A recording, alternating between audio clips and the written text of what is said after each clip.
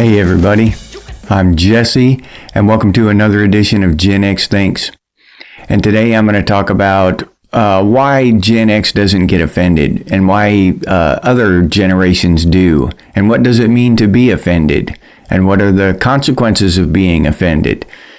And it's pretty well known that older and younger people, they're easily offended, very easily offended, and Gen X just isn't. And it goes back to that old saying that we learned as kids: sticks and stones may break my bones, but words will never hurt me. And that's got a really deeper meaning to it than the childish little rhyme thing, right? If you think about it, to be offended is to allow someone else to manipulate your feelings, okay? To reach inside you and to manipulate you. You may not consciously choose it, but you are in a way choosing to be offended. You don't have to be offended. You can say the same thing, the exact same thing to two different people. One person will be offended, the other person will not. All right? And that goes with a lot of stuff. But to be offended is to give someone else power over you, to give someone else control. And that's just not Gen X there. That's not Gen X. We're not going to do that. The vast majority of us. We didn't grow up in that victimhood mentality, okay? And that's what being offended is. I'm a victim. I'm being attacked. I'm a victim. I don't have control here. I'm powerless. Another person is attacking me and hurting me. You know, that plays right into that whole victimhood mentality that's so popular today for some reason. Like becoming or being a victim is an honorable thing. It's worthy of praise to be a victim. Now, Gen X just doesn't buy into that shit. We're not victims. It's pathetic to be a victim, especially by choice. Nobody wants to be a victim, and no Gen Xer wants to be a victim. It's just not who we are. These younger generations, their whole identity a lot of times is tied up in these little groups, these little marginalized groups. Trans, LGBT, race. Now they're grouping themselves in by having these illnesses or some kind of physical or mental malady. You know, I saw this thing online where it was a funny little skit about this high school girl who had asymptomatic Tourette's, and that was her struggle, was asymptomatic Tourette's. So it was just ridiculous. But that's a little overboard, but still, that's the way they get recognition, and they get to feel special. They get to be a special snowflake, is by being a victim. All right. And the same thing with a lot of the older people. If they're not offended directly, they're offended for other people, right? They're offended for the LGBT community, or they're offended for the asymptomatic Tourette's or people or whatever, you know, and that's another step beyond. You're offended for another group of people or another person. All right. Not only is that group of people a victim, but now you're a victim too, because you're offended for them. That person is harming you indirectly, so you get to claim victimhood. So it all ties back to victimhood and the loss of power, right? The loss of power over yourself.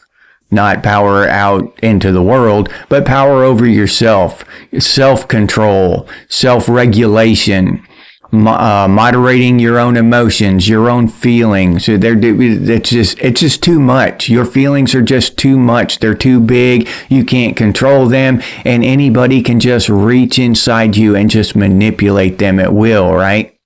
But Gen X grew up during a different period of time, and we never forgot that stuff the way a lot of the boomers have. I guess a lot of the boomers have just forgotten what it was like to grow up in the real world back before all this artificial internet shit.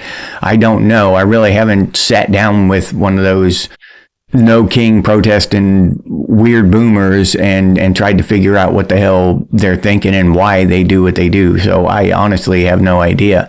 It just seems strange to me. But they're definitely on that side of the line, you know, when it comes to being offended and victimhood and marginalized groups and all that kind of bullshit. They're on the other side of the line away from Gen X. But why they went that route, I have no idea. Now, having said that, there are a lot of common sense boomers and a lot of common sense Gen Z and millennials and stuff. I know them. So, you know, there are a lot of common sense people out there. But still, even the common sense millennials and boomers that I know, they can get offended by if you say something that they don't agree with or something that goes against their beliefs. They will get offended, and it really blows my mind. I'll never understand it, because I just, nothing anyone else says, nothing any opinion somebody else has, it affects me at all. Why do I give a shit? Why do I care? Especially if it's some stranger typing online, or that could very well be a bot or AI or some shit like that. You know what I'm saying? You don't even know if this is a real person that's offending you in a lot of instances nowadays. Being offended by some bot who's just been programmed to spout shit, I'm not doing that shit for damn sure. But there's just so much that goes into that. Gen X is just mentally tough. We don't get offended. We realize that sticks and stones can break your bones, but words can't hurt you. And we're not going to relinquish our power over ourselves to someone else and give them control over us, over any part of us, our feelings, our emotions, the way we think, what we believe. Our eyes are open, and we're thinking clearly, where a lot of these people just are not. They're lost, right? I don't know what the hell is going on with them. But that's the crux of it, is the ability to take responsibility for your own life, the ability to maintain control and power of yourself, and resist that temptation to claim victimhood, right? I'm a victim. That's why life sucks. That's why everything is so hard, because I'm a victim. Gen X we don't buy into that shit. Life sucks because life is hard, and we got to get through it. And that is reality. And Gen X lives in reality. We like reality. We like the real world. Even when it's hard, or it's confusing, or it hurts, at least it's real. We're not the generation of people to go hiding from that. Okay? We're not the kind of people who are going to hold victimhood up as a shield and duck behind that and say, I don't have control here. I don't have any power. I'm just a victim. The world is mean. It's a big, nasty place, and I'm just a quivering little lump of scared jelly, you know? We're not going to do that. We're ready to face the world on our own 2 feet. I'd rather die on my feet than live on my knees sort of thing. And I'll leave you there with that. If you enjoyed this episode, please like, subscribe, and comment. If you'd like to support the channel by becoming a member, I'll put that link down in the description, or you can head over to the channel page and become a member that way. If you'd like to support the channel directly, you can do so by clicking on that super thanks button down there. Or you can head over to Buy Me a Coffee and buy me a cup of coffee. I appreciate those of you who do that. Thank you very much. If you're interested in Gen X gear, we got some pretty cool stuff over there at Redbubble. Gen X Thinks and Gen X branded stuff, t-shirts, coffee mugs, stickers, all kinds of cool stuff over there. But I'll leave that link down in the description too for any of you who are interested. If you can't or don't want to support the channel in any of those ways, you can always do so by sharing these videos on your social media. That helps out one hell of a lot, so thank you very much to those of you who do that. I sincerely appreciate that too. If you have any ideas for future episodes of Gen X Thinks, please put those down in the comments. Or you can email us, and the email is genxthinks@gmail.com. And as always, stay frosty, Gen X, and I'll see you on the next one.